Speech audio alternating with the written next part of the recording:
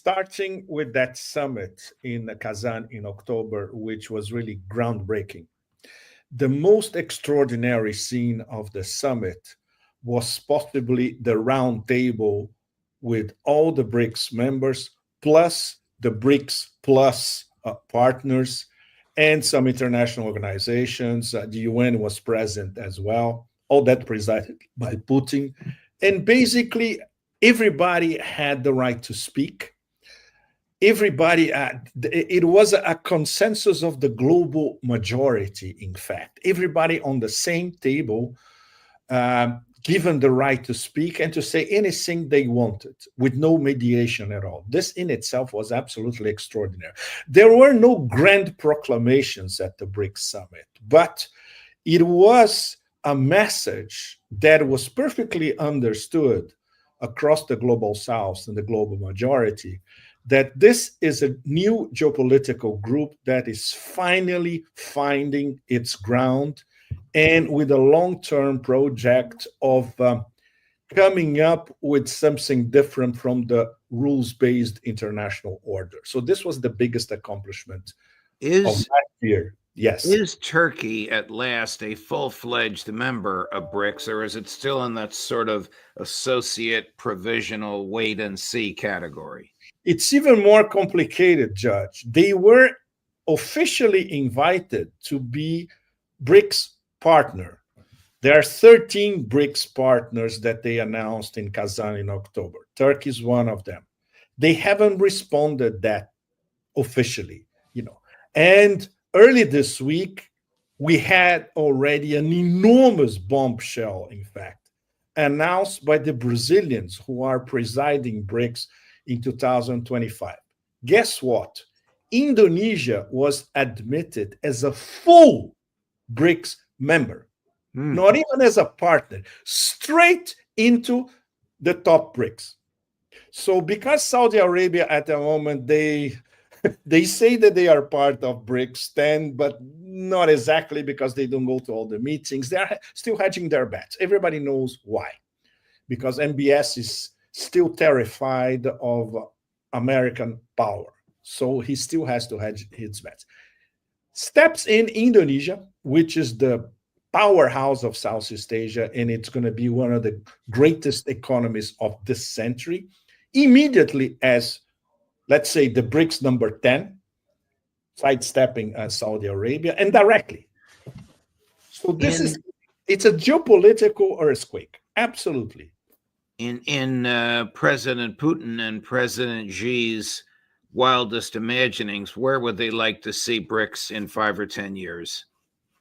As the builder and the organizer of a different system of international relations, more equitable, with voices for everybody sitting on the same table.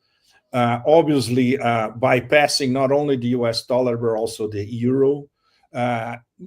Most of trade among BRICS members and BRICS partners in their own currencies, which means that BRICS is not a direct affront to the US-dominated world order. It's mostly an affront to the IMF and the World Bank. And the number one problem that BRICS has to deal within the next 5 years is foreign debt. Countries, big power, mid-level nations across BRICS, all of them are different levels. They cannot grow if they have enormous foreign debt, especially vis-a-vis IMF and the World Bank. So this is something that they have to find a way to solve that, and at least attenuate that by increasing loans and investments and trade in general in their own currencies. And this is already ongoing. Staying on 2024, but switching our focus, what became of the axis of resistance in 2024? It's an absolutely crucial question, Judge. And we cannot say that as it stands. What we do know is that there were major blows against the axis of resistance, especially Lebanon and Syria. Not in Yemen, not in Iraq. And in terms of Iran, it's even more complicated because in Iran, there's the clash of two vectors, let's put it this way. One of them, more Western-oriented, in many aspects, Atlanticist. They want a closer relations with the West. And that includes, very, very important, the current government. Pezeshkian as president, Arakshi as foreign minister, and Zarif, great, great friend of John Kerry, by the way, as vice president. And the other axis is, no, we need to increase our support to the axis of resistance, especially considering these latest blows in terms of the loss of Syria completely and against Hezbollah. But what is happening at the same time? Hezbollah is reorganizing very, very quick. The echoes that we have from Lebanon, and we have good connections across Lebanon, is that Hezbollah is quietly reorganizing at breakneck speed. So they will be back, and they will find a way to compensate the loss of the supply line, a chain from Iran across Syria to Lebanon.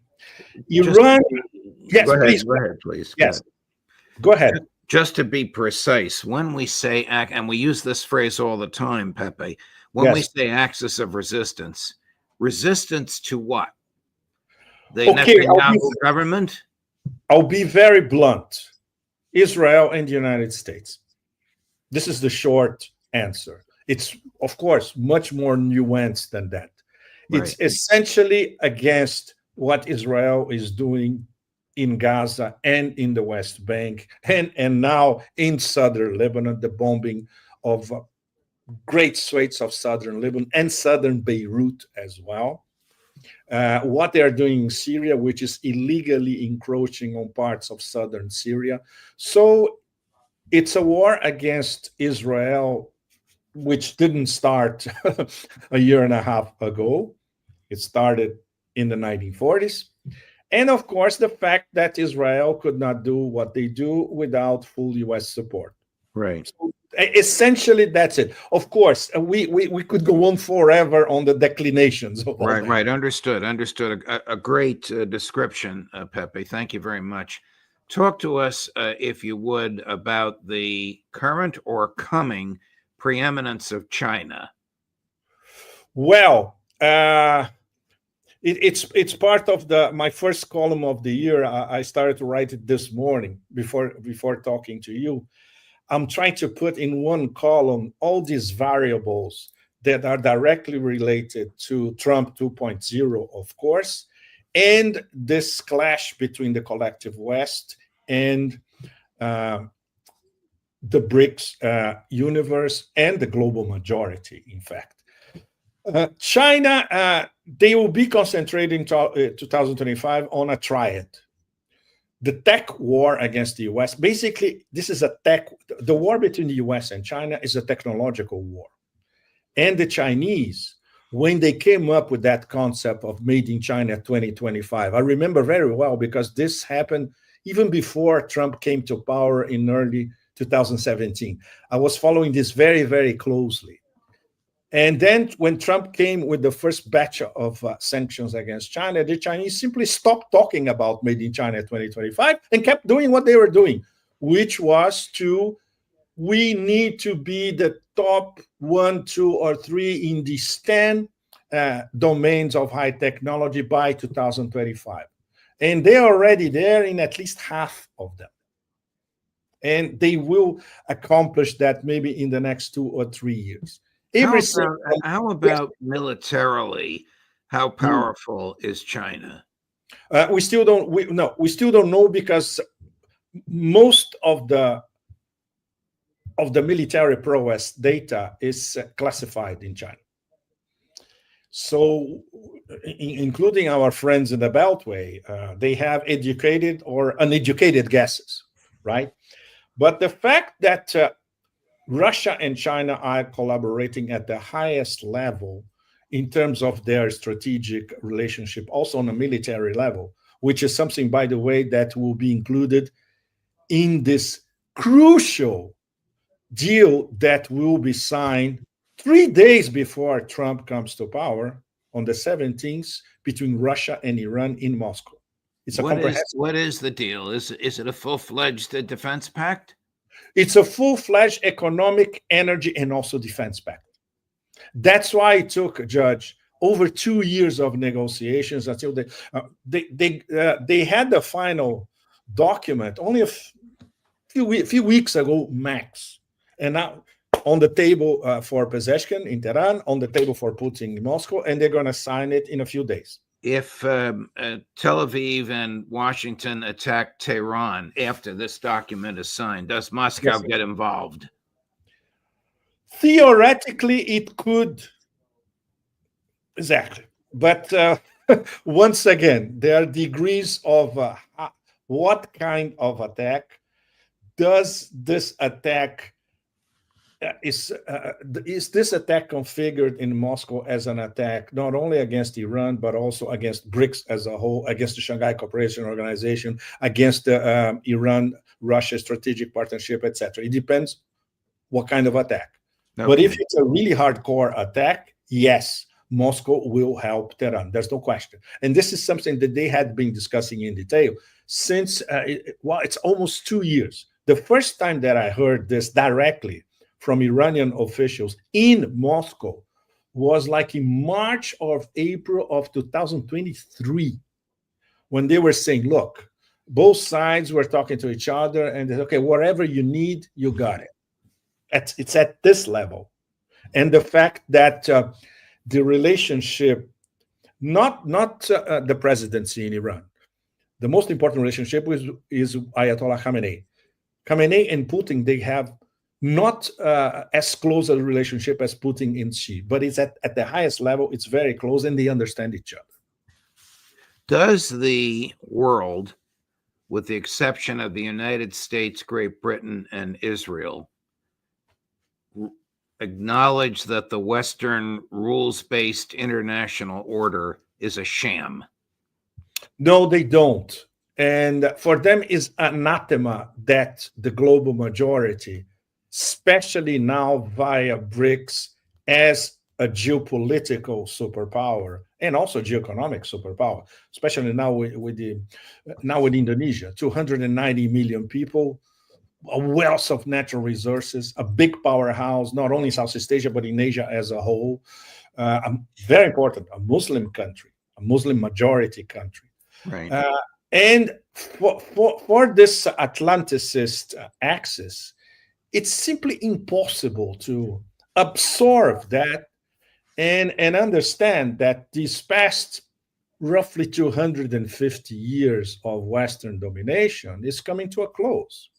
At best, the West is going to be one among many on the same table deciding a new set of order for the world, not the rules base that you can change anytime you want. And of course, a reform of the UN, everything is involved.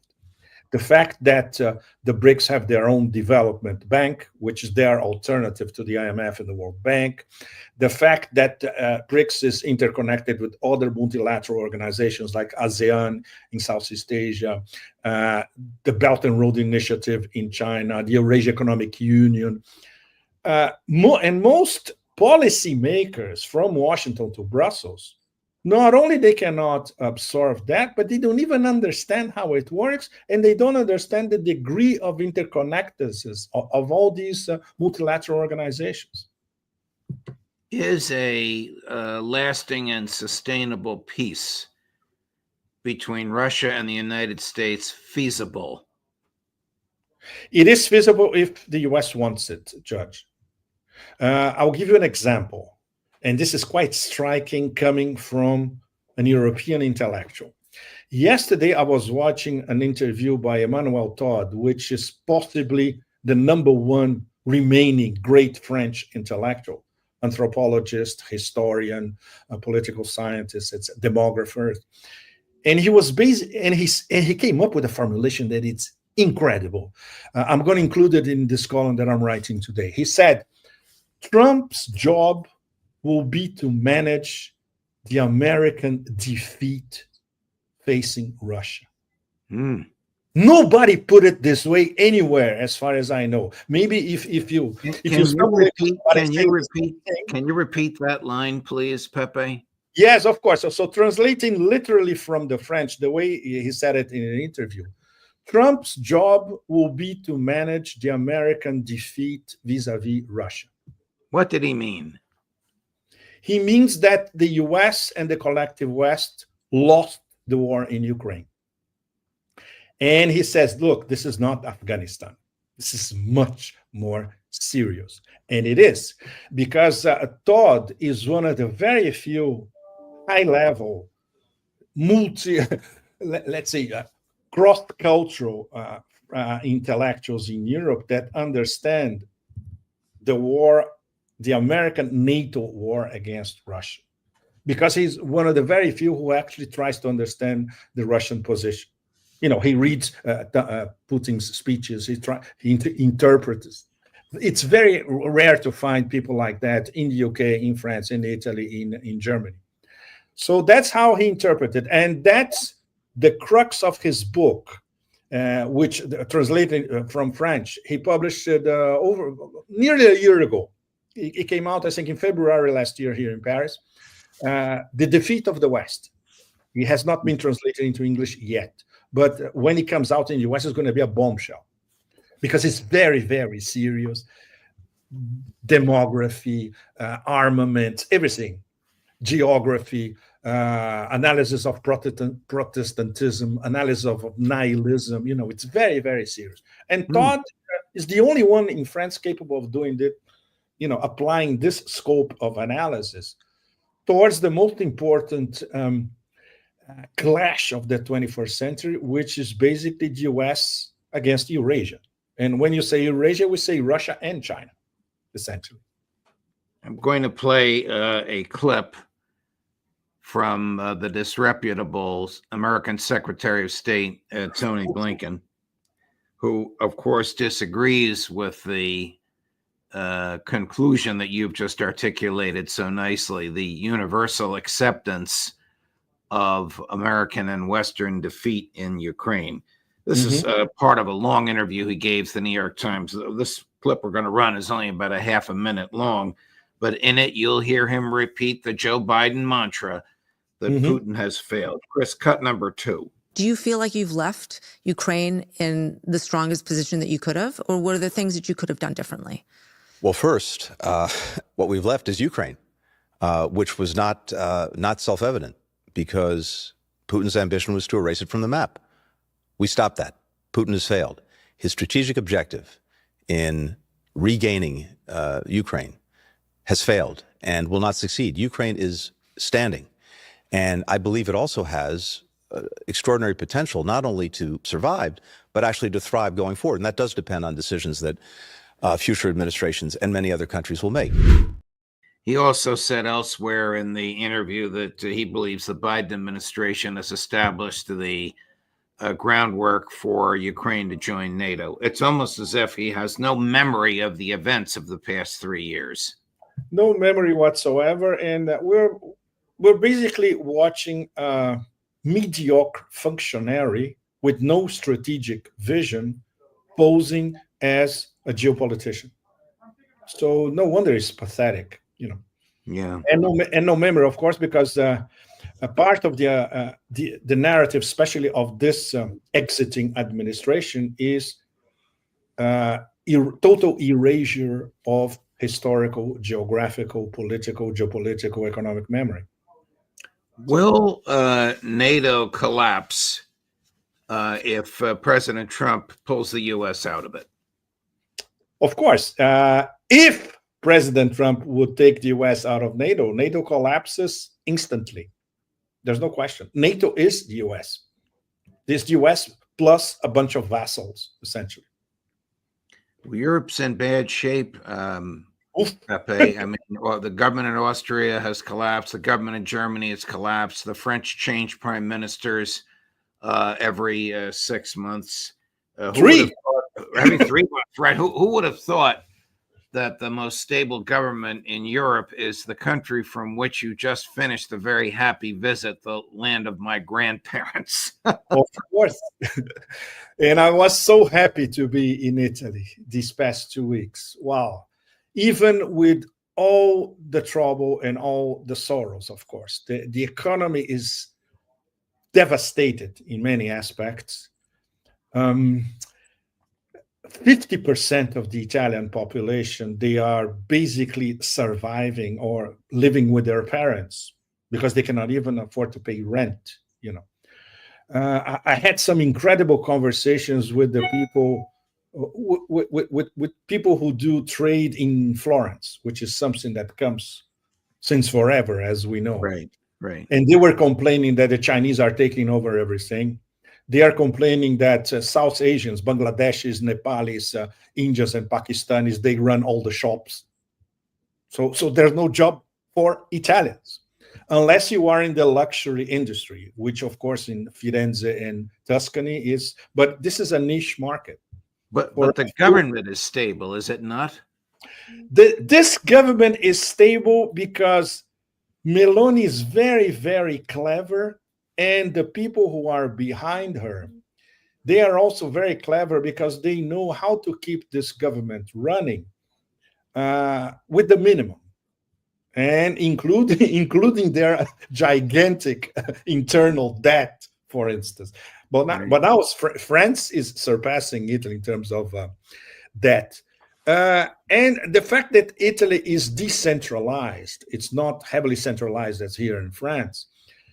You see certain regions in Italy who are thriving. Emilia-Romagna is always thriving. Piemonte is always thriving. Lombardia is always thriving. Parts of Tuscany as well. And they don't, basically, they don't give a damn about Rome. Right. Or the South, as you know very well. You know. Right. So you see 2 Italies all the time. An Italy that is everything that we imagine in terms of powerhouse, industrial powerhouse, glamour, etc. And this over 50% of Italy who is practically submerged. And this is very painful to watch, especially in Rome itself.